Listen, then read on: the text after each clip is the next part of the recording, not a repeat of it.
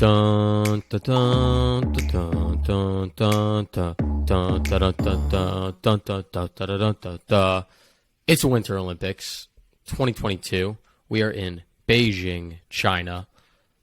I love the Olympics. I don't know about you, Parker. When I was younger, I used to look forward to coming home after school, sitting on the couch with my family and watching all the cool and unique sports and athletes perform on the global stage. So I am hyped that the Olympics are here, and I think there's no better topic to talk about than something we read in Dr. Laurie Santos's newsletter that came out earlier this week about the silver medal effect. Have you ever heard of that, P? I did after I read the newsletter, but I thought you were starting off with like a wedding song. That's what I was going for, right when you start dun dun dun dun dun. A little bit of a wedding, but it wasn't. Yes, and I know we're in Beijing right now, everyone. We made the trip over, coming back right after this episode's over. Nice little quick round trip. It's pretty nice over here. It's really cold, and there's a lot of COVID protocols. But yeah, I'm with you. Like the Olympics this year seems a little different. The Summer Olympics back in last year also felt different. It just doesn't have the same vibe that it used to. Maybe because there's no fans in the stands, or I don't know. I just feel like it's so weird this year. But I do like watching. Like the best is the men's hockey, and they're not even sending the men's there. It's like, come on, man. Hey, man, you can't win them all. But I love the Olympics. I think it's fantastic. Competition is great. Parker and I both grew up as athletes, and I think those that are able to compete, you learn a lot about yourself when you face adversity. And in Dr. Laurie's newsletter, she talked about this concept of the silver medal and how that has an impact on our psyche. And I thought it was the perfect place to talk about that a little bit more and discuss Parker and I's perspective on it on Fortitude in 15. So I'm going to give an overview of what this silver medal anguish really is and what it means to people, this silver medal effect.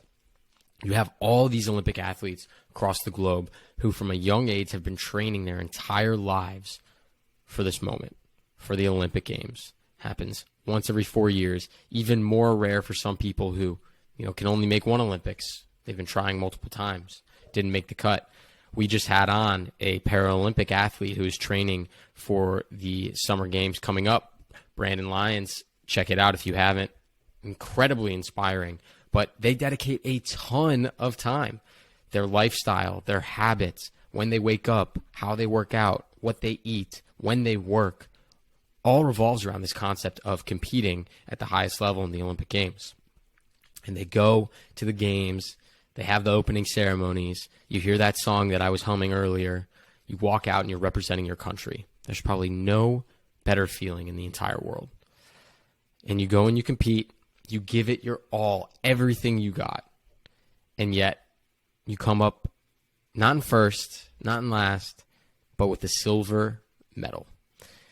And with this silver medal effect, Dr. Laurie was saying that there were some studies that showed people actually were happier getting a bronze medal compared to the silver, which is weird. You'd think second place over third place. But the mental anguish that comes along with being so close to your goal, but missing the mark of being a gold medalist drives some people insane. So much so that, in fact, some Olympic athletes who have gotten silver have described the feeling as close to traumatic, as if someone had died in their family and needing to grieve for years after the Olympic Games to cope with that. And I have an anecdote that is nowhere close to the Olympic Games, but it is a recurring dream I still have to this day when we got second place and third place in the state basketball finals when I played in high school. I still have dreams about it. I still have dreams that we won. I still have dreams that we lost. To this day, I don't know what that says about me. Maybe I peaked in high school, perhaps, but that grief that you have or that flashback that you have to that event of coming so close is true. And how people handle that mental anguish is super fascinating to me. Parker, I don't know what you think about it or if you've ever had a similar experience yourself. I have. I mean, if we're calling the sports, yeah, sure. I've been in that position where I came in second. And, you know, I feel like oftentimes in life, you know, you get past the whole sports thing and you move on and you start job and whatnot, and no one's really giving out medals and what. You're not like showing up at the end of the year. It's like, Sam Panitch, you're getting the bronze medal because you're the third best consultant at the company we work at. And then someone gets a silver medal and a gold medal. But I think if we're taking Dr. Laurie Santos's, I guess, idea about the silver medal to the real world, it's the concept that we're just comparing a lot of our own achievements to those of who we think are doing better. And whether it's in the Olympics where there's an objective first place and second place person, and the second place person is definitely known to be more upset than the third place person because they're that much closer to almost winning, so close to winning, then, I mean, if you compare it to real life, there's no first place, second place, third place, but at the end of the day, you're always looking like, oh, that guy's or that girl is doing the best, and I want to be like that. But how much further am I along the way? How much further, you know, how close I am to becoming, you know, fulfilling those shoes. And then you fulfill those shoes. And then you realize, oh, wait, there's another person above me. And it's just taking a step back and acknowledging that your accomplishments are awesome. And take pride in the things that you have done and the journey to get you where you are today. And I think all Olympians probably at some point, even if they come in first, second, or third place, always take a step back and realize that, well, maybe they didn't win the gold, but they're the second best in the world at that thing. Maybe not in that moment because they felt that they were so close to that gold, but I think over time it takes a lot of self-awareness and you realize that achievement. And only one person gets to hold the gold anyway. The rest of the world doesn't. It's scary, though, right? You put all your eggs in one basket. I mean, this, for a lot of these people, this is their whole identity, right? They've been training since they were young to be an Olympian. And that is so much pressure on one moment in your life, right? Like, you think about the NBA Finals. You have 7 games in the NBA Finals to play and perform, and it also happens every year. The Olympics happen every 4 years. It's just, I find the amount of pressure on one single event to be so immense that I cannot imagine having to deal with that. Not external pressure per se from your country or from your coaches, but more that it's so, you know, ingrained in your DNA as who you are and that this is the moment you've been training for. And to finally have it be there, I cannot imagine what that feels like and wanting to perform your best. You know, I think it's funny. We see a lot of these meme videos of, even in soccer tournaments or in the Olympics, athletes walking by and not picking up the second place medal and putting it around their neck. The runner-up medal. That's all BS. They kind of just pick it up and hold it. I mean, dude, like, come on. How is it different? The Olympics is different than you getting second place. Like, yeah, I get it. Okay. A soccer match, you're playing the entire, I don't know. I just feel like it's a little different for like a runner, right? You have all the runners in the entire world. You got first, second, third place. Like, I just feel like when it's a team sport, it's a little bit different. You come in second place in a team sport. Yeah, you didn't win because you didn't win. Like, you know what I mean?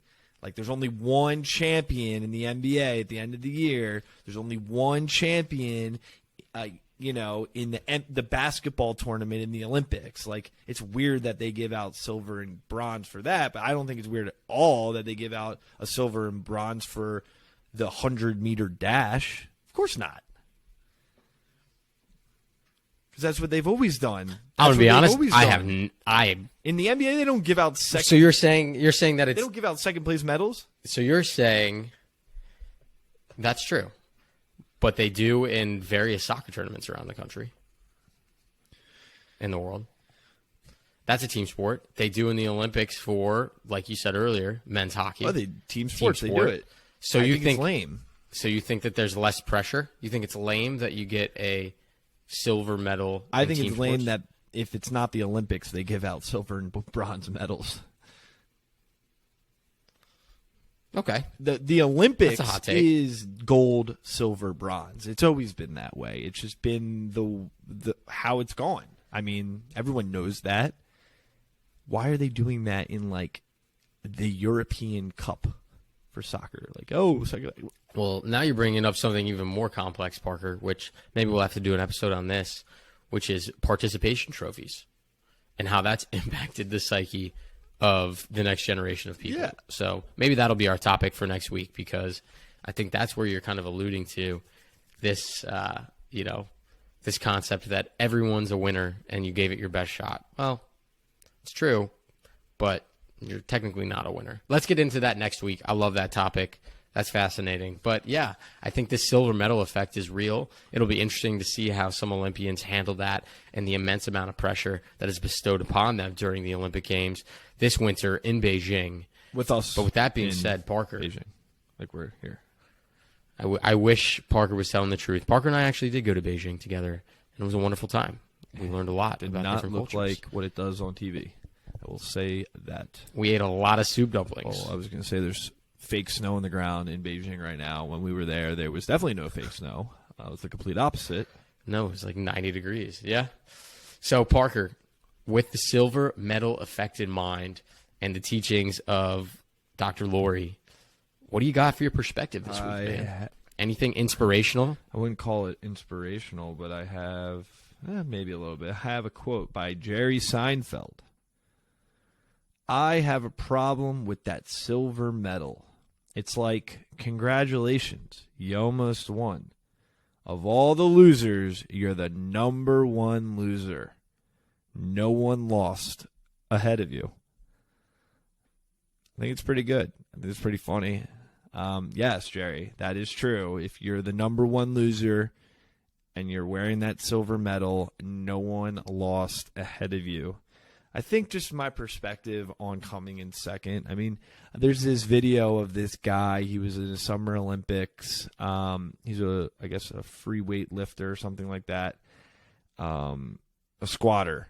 And, his first time he made it to the Olympics, he came in like 12th place. And then the second time he tried again and he got disqualified. The next time he came again, got 3rd place. And he was so happy.